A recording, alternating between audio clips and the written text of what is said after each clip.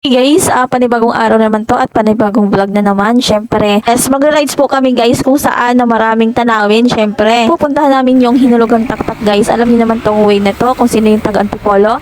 So sa Antipolo tayo guys, pupunta kami sa Hinulugang Taktak. So yan, medyo nabubulol ako kasi may singaw po ako. So sana naalala ko guys, year 2020 po, last naming punta doon. Doon po kami last nagkita dahil bago kami pumasyal at babalikan namin yung pasyalan na yun. So, nandito na nga kami guys. Ayan, so nakikita nyo na marami pong mga car dyan. May mga motor din.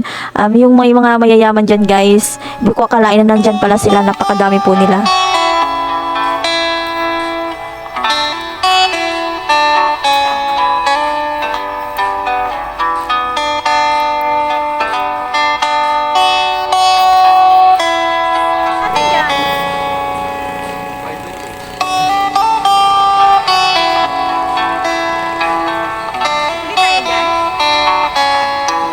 So, nasa labas pa lang kami guys. So, nakikita na namin yung spider wave. Yan po yung makikita nyo pag nandito po kayo sa Hinulugang Taktak. Mayroon po silang spider wave. Ala, ganun lang? As you can see guys, ang dami pong nag-assist ng mga turista dito guys.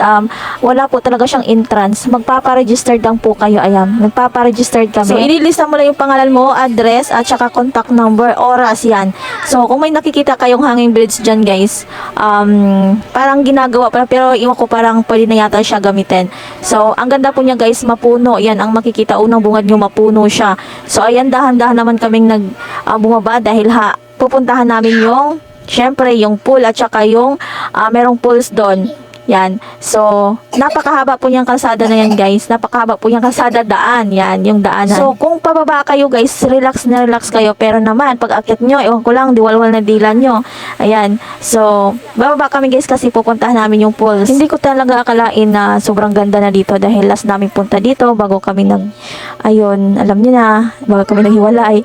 Yan. So, dito kami pumasyal noon. Sobrang pangit pa po yung paligid niya. So, ayan, itutur ko kayo, guys, maya-maya.